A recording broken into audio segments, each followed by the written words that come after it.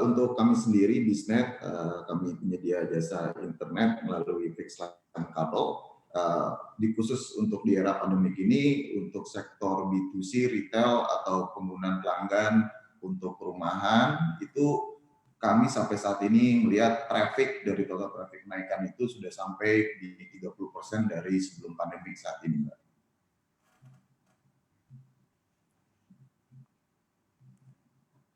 Oke, baik. Dari traffic sendiri, kemudian kalau kita berbicara terkait peningkatan penggunaan, ini seberapa besar persentasenya dari peningkatan penggunaan selama pandemi COVID-19, Pak?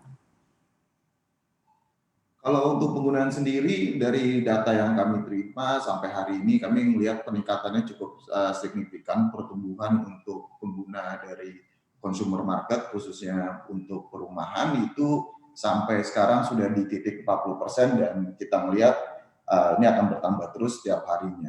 Ini yang akan menjadi menarik dan menjadi challenging untuk kami selaku provider yang menggunakan teknologi fixed line kabel akses, di mana di saat ini kami justru mendapatkan permintaan yang cukup tinggi, khususnya untuk pengguna perumahan yang kita tahu bahwa penggunaannya cukup banyak saat ini. Baik, di sisi lain berarti demand ini kan sangat meningkat ya Pak. Adakah penambahan dari pengguna baru begitu di saat pandemi COVID-19 untuk penggunaan internet?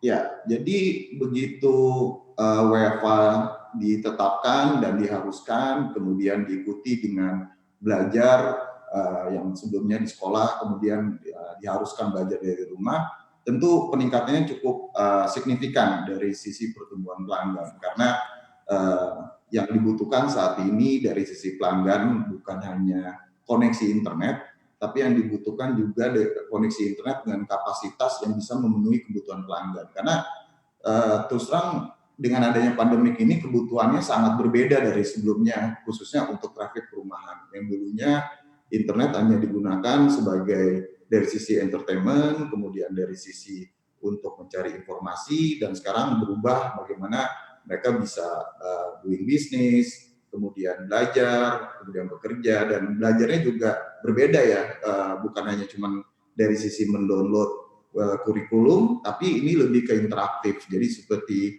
video conference, kemudian dia interaktif dan komunikasi, di mana kebutuhan trafficnya juga sangat meningkat dari sebelumnya.